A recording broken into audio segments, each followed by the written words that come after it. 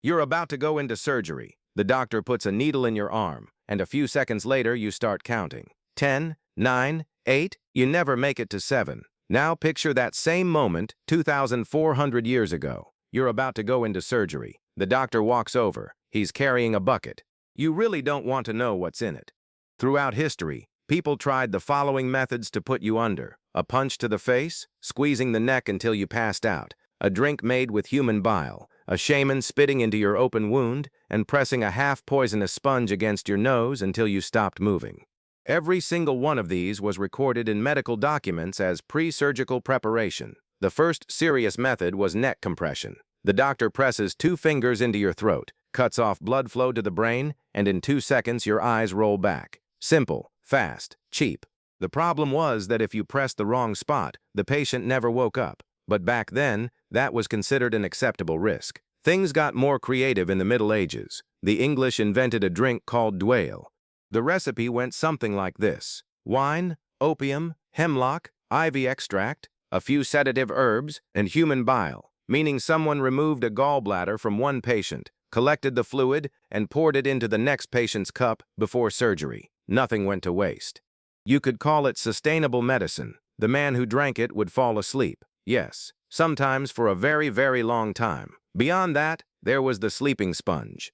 You take a sponge, soak it in opium, hemlock, and various plant extracts, let it dry, then re-wet it right before surgery and hold it against the patient's nose. The official instructions said, hold it to the patient's nose, wait until they sleep. What if they don't sleep? Hold it closer.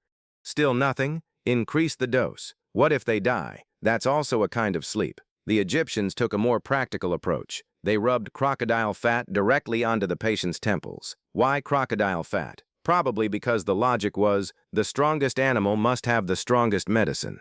Did it work? No, but the operating room did smell interesting. The Aztecs had perhaps the most unsettling method of all. They gave patients a drink made from a specific type of cactus, one that today is classified as a powerful hallucinogen, so they weren't exactly putting anyone to sleep. The patient was fully conscious during surgery, just completely convinced he was somewhere else entirely. Technically, he wasn't feeling any pain. He thought he was flying. The surgeon kept cutting. In a way, everyone was happy. Then came the 1800s, and things went completely off the rails.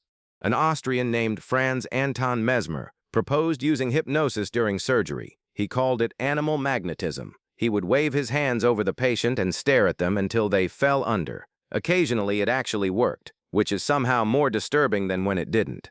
But most of the time, the patient was screaming on the table while Mesmer kept waving. The medical community eventually declared him a fraud. Mesmer disagreed. He kept waving. Then 1846 arrived, Boston.